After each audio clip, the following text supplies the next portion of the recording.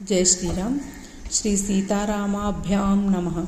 శ్రీమద్ వాల్మీకి రామాయణము బాలకాండము మొదటి సర్గము. బాలకాండలోని మొదటి సర్గనే సంక్షిప్త రామాయణము లేదా శతశ్లోకి రామాయణం అని కూడా అంటారు. ఓం తపస్వాధ్యాయ నిరతం తపస్వీ వాగ్విదాంబరం నారదం పరిపప్రచ్ఛ వాల్మీకిర్ముని పుంగవం కోన్వస్మిన్ సాంప్రతం లోకే గుణవాన్ కశ్చ వీర్యవాన్ ధర్మజ్ఞశ్చ కృతజ్ఞశ్చ సత్యవాక్యో దృఢవ్రతః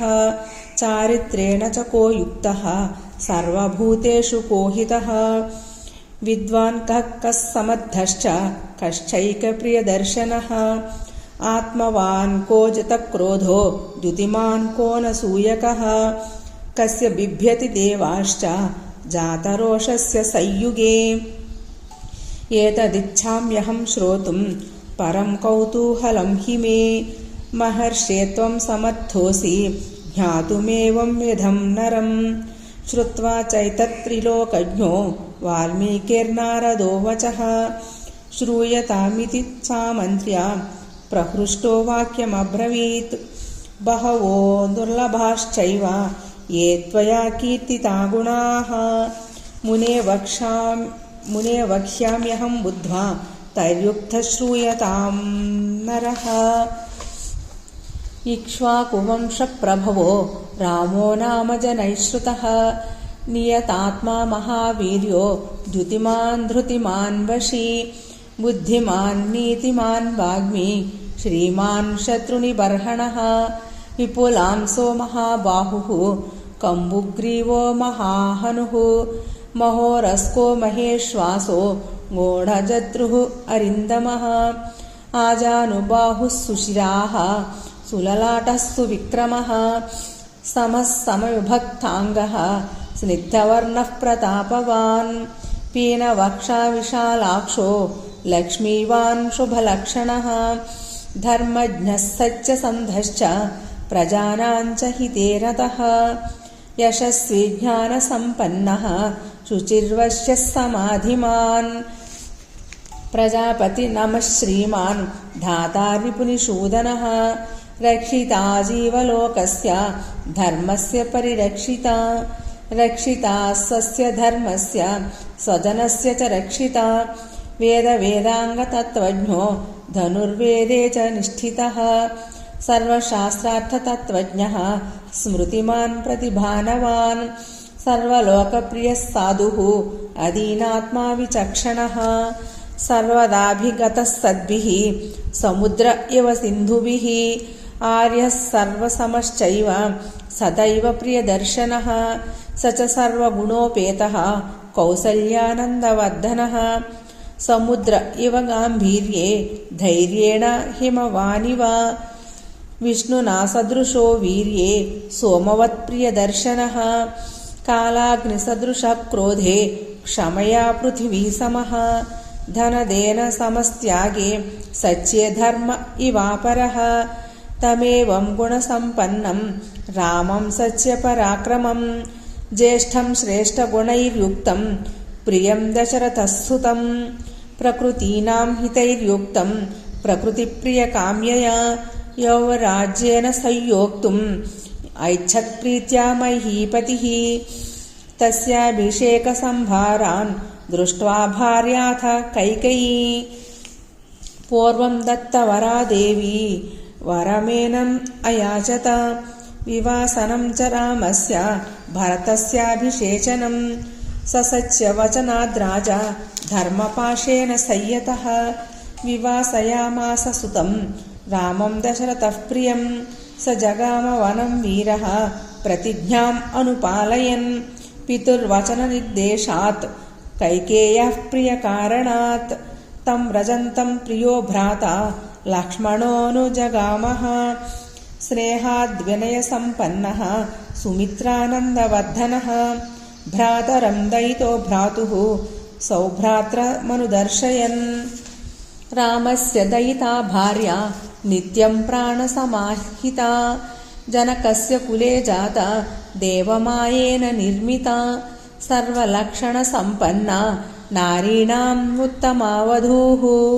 पीताप्यनुगता रामं शशिनं रोहिणी यथा पौरैरनुगतो दूरं पित्रा दशरथेन च शृङ्गिबेरपुरे सूतं गङ्गाकूले व्यसर्जयत् गुहमासाद्य धर्मात्मा निषादाधिपतिं प्रियं गुहेन सहितो रामो लक्ष्मणेन च सीतया ते वनेन वनं गत्वा नदीस्तीर्त्वा बहूदकाः चित्रकूटमनुप्राप्य भरद्वाजस्य शासनात् रम्यमावसथं कृत्वा रममाणा वनेत्रयः देवगन्धर्वसङ्काशाः तत्र ते न्यवसन् सुखम् चित्रकूटं गते रामे पुत्रशोकातुरस्तदा राजा दशरथः स्वर्गं जगाम विलपन् सुतं मृते तु तस्मिन् भरतो वसिष्ठप्रमुखैर्द्विजैः नियुज्यमानो राज्याय नैच्छद्राज्यं महाबलः स जगाम वनं वीरो रामपादप्रसादकः गत्वा तु सुमहात्मानं रामं सत्यपराक्रमम् अयाचत् भ्रातरं रामम् आर्यभावपुरस्कृतः त्वमेव राजा धर्मज्ञ इति रामं वचोब्रवीत् रामोऽपि परमोदारः सुमुखः सुमहायशाः न चैच्छत् पितुरादेशात् राज्यं रामो महाबलः पादुके चास्य राज्याय न्यासं दत्त्वा पुनः पुनः निवर्तयामास ततो भरतं भरताग्रजः सकामम् अनवाप्यैव रामपादा उपस्पृशन् नन्दिग्रामे करोत् राज्यं रामागमनकाङ्क्षया गते तु भरते श्रीमान् सत्यसन्धो जितेन्द्रियः रामस्तु पुनरालक्ष्य नागरस्य जनस्य च तत्रागमनमेकाग्रो दण्डकान् प्रविवेशः प्रविश्यतु महारण्यं रामो राजीवलोचनः विराधं राक्षसं हत्वा शरभङ्गं ददर्शः सुतीक्ष्णं चाप्यगस्त्यं च अगस्त्यभ्रातरं तथा अगस्त्यवचनाच्चैव जग्राहेन्द्रं शरासनं खड्गं च परमप्रीतः तूणी चाक्षयसायकौ वसतस्तस्य रामस्य वने वनचरैः सह वृषयोऽभ्यागमन् सर्वे वधायासुरराक्षसां स तेषां प्रतिशुश्राव राक्षसानां तथा वने प्रतिज्ञातश्च रामेण वधः संयति राक्षसां ऋषीणामग्निकल्पानां दण्डकारण्यवासिनां तेन तत्रैव वसता जनस्थाननिवासिनी विरूपिता शूर्पणखा राक्षसी कामरूपिणी ततः शूर्पणखा वाक्यात् उद्युक्तान् सर्वराक्षसान् खरं त्रिशिरसं चैव दूषणं चैव राक्षसं निजघानः रणे रामः तेषां चैव पदानुगान् वने तस्मिन् निवसता जनस्थाननिवासिनां रक्षसां निहतान्यासन् सहस्राणि 14 ततो ज्ञातिवधं श्रुत्वा रावणः क्रोधमूर्छितः सहायं वरयामास मारीचं नाम राक्षसं वार्यमाणः सुबहुशो मारीचेन स रावणः न विरोधो बलवता क्षमो रावण तेन ते अनादृत्य तु तद्वाक्यं रावणः कालचोदितः जगाम सह मारीचः तस्याश्रमपदं तदा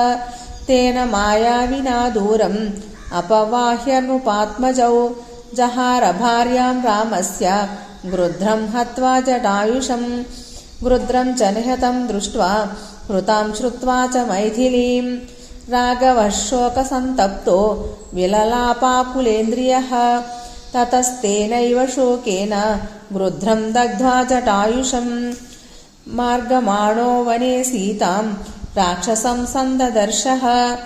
कावन्धं नाम रूपेण विकृतं घोरदर्शनं तं निहत्य महाबाहुर्ददाह स्वर्गतश्च सः स चास्य कथयामास शबरीं धर्मचारिणीं श्रमणीं धर्मनिपुणाम् अभिगच्छेति राघव सोऽभ्यगच्छन् महातेजाः शबरीं शत्रुसूदनः शबर्या पूजितः सम्यग् ग्रामो दशरथात्मजः पम्पातीरे हनुमता सङ्गतो वानरेणः हनुमद्वचनाच्चैव सुग्रीवेण समागतः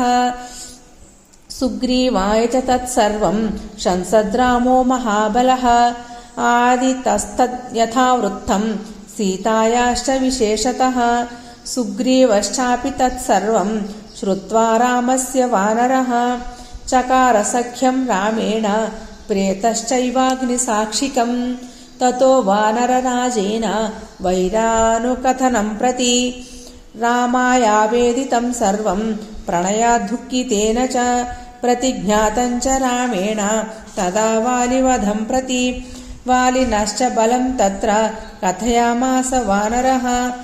सुग्रीवशङ्कितश्चासि नित्यं वीर्येण राघवे राघवप्रत्ययार्थं तु दुन्दुभेक्कायमुत्तमं दर्शयामास सुग्रीवो महापर्वतसन्निभम् उत्स्मयित्वा महाबाहुः प्रेक्ष्यच्चास्ति महाबलः पादाङ्गुष्ठेन चिक्षेप सम्पूर्णं दशयोजनं बिभेद च पुनस्तालान् सप्तैकेन महेषुणा गिरिं रसातलं चैव जनयन् प्रत्ययं तदा ततः प्रीतमनास्तेन विश्वस्तः स महाकपिः किष्किन्धां रामसहितो जगाम च गुहां तदा ततो गर्जत् हरिरवरः सुग्रीवो हेमपिङ्गळः तेन नादेन महता निर्जगाम हरीश्वरः अनुमान्य तदा तारां सुग्रीवेण समागतः निजघान च तत्रैवं शरेणैकेन राघवः ततः सुग्रीववचनात् हत्वा वालिनमाहवे सुग्रीवमेव तद्राज्ये राघवः प्रत्यपादयत् स च सर्वान् समानीय वानरान् वानरर्षभः दिशः प्रस्थापयामास दिदृक्षुर्जनकात्मजां ततो गृध्रस्य वचनात् सम्पातेर्हनुमान् बली शतयोजनविस्तीर्णं पुप्लुवे लवणार्णवम् तत्र लङ्कां समासाद्य पुरीं रावणपालितां ददर्श सीतां ध्यायन्तीम् अशोकवनिकां गतां निवेदयित्वाभिज्ञानं प्रवृत्तिं च निवेद्य च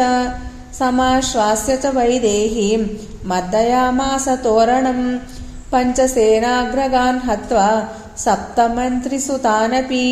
शोरमक्षं च निष्पिष्य ग्रहणं समुपागमत् अस्त्रेणोन्मुक्तमात्मानं ज्ञात्वा पैतामहाद्वरात् मर्शयन् राक्षसान् वीरो यन्त्रिणस्तान्यदृच्छय ततो दग्ध्वा पुरीं लङ्कां वृते सीतां च मैथिलीं रामाय प्रियमाख्यातुं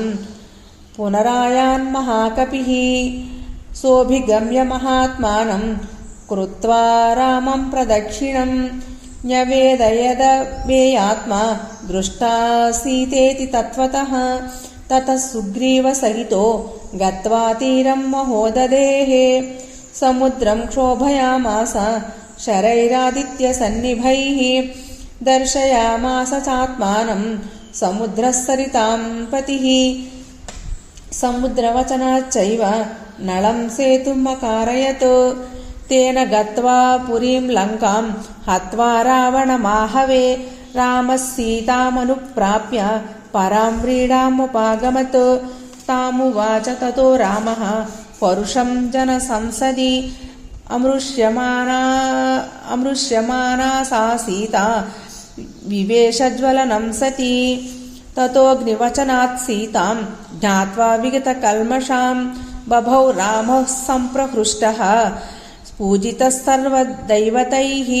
कर्मणा तेन महता त्रैलोक्यं सचराचरं स देवर्षिगणं तुष्टं राघवस्य महात्मनः अभिषिच्य च लङ्कायां राक्षसेन्द्रं विभीषणं कृतकृत्यस्तदा रामो विज्वरः प्रमुमोदः देवताभ्यो वरं प्राप्य समुत्थाप्य च वानरान् अयोध्यां प्रस्थितो रामः पुष्पकेन सुहृद्वृतः भरद्वाजाश्रमं गत्वा रामः सत्यपराक्रमः भरतस्यान्तिकं रामो हनुमन्तं व्यसर्जयत् पुनराख्यायिकां जल्पन् सुग्रीवसहितश्च सः पुष्पकं तत्समारुह्य नन्दिग्रामं ययौ तदा नन्दिग्रामे जटां हित्वा भ्रातृभिः सहितो नगः रामः सीतामनुप्राप्य राज्यं पुनरवाप्तवान् प्रहृष्टो मुदितो लोकः तुष्टः पुष्टः सुधार्मिकः निरामयो ह्यरोगश्च दुर्भिक्षभयवर्जितः न पुत्रमरणं किञ्चित् द्रक्ष्यन्ति पुरुषाः क्वचित् नार्यश्चाविधवान् नित्यं भविष्यन्ति पतिव्रताः न चाग्निजं भयं किञ्चित् नाप्सु मज्जन्ति जन्तवः न वातजं भयं किञ्चित् नापि ज्वरकृतं तथा न चापि क्षुद्भयं तत्र न तस्करभयं तथा नगराणि च राष्ट्राणि धनधान्ययुतानि च नित्यं प्रमुदिताः सर्वे यथा कृतयुगे तथा अश्वमेधशतैरिष्ट्वा तथा बहुसुवर्णकैः गवां कोट्ययुतं दत्त्वा विद्वद्भ्यो विधिपूर्वकम् असङ्ख्येयं धनं दत्त्वा ब्राह्मणेभ्यो महायशाः राजवंशान् शतगुणान् स्थापयिष्यति राघवः चातुर्वर्ण्यं च लोकेऽस्मिन् स्वे स्वे धर्मे नियोक्ष्यति दशवर्षसहस्राणि दशवर्षशतानि च रामो राज्यमुपासित्वा ब्रह्मलोकं प्रयास्यति इदं पवित्रं पापघ्नं पुण्यं वेदैश्च संहितं यः पठेद् रामचरितं सर्वपापैः प्रमुच्यते एतदाख्यानमायुष्यं पठन् रामायणं नरः सपुत्रपौत्रः सगणः प्रेत्य स्वर्गे महीयते पठन् द्विजो वागृषभत्वमीयात् स्यात् क्षत्रियो भूमिपतित्वमीयात् वणिज्जनः पण्यफलत्वमीयात् जनश्च शूद्रोऽपि महत्वमीयात् इत्यार्षे श्रीमद् रामायणे वाल्मीकिये आदिकाव्ये बालकाण्डे प्रथमः सर्गः। जय श्रीराम।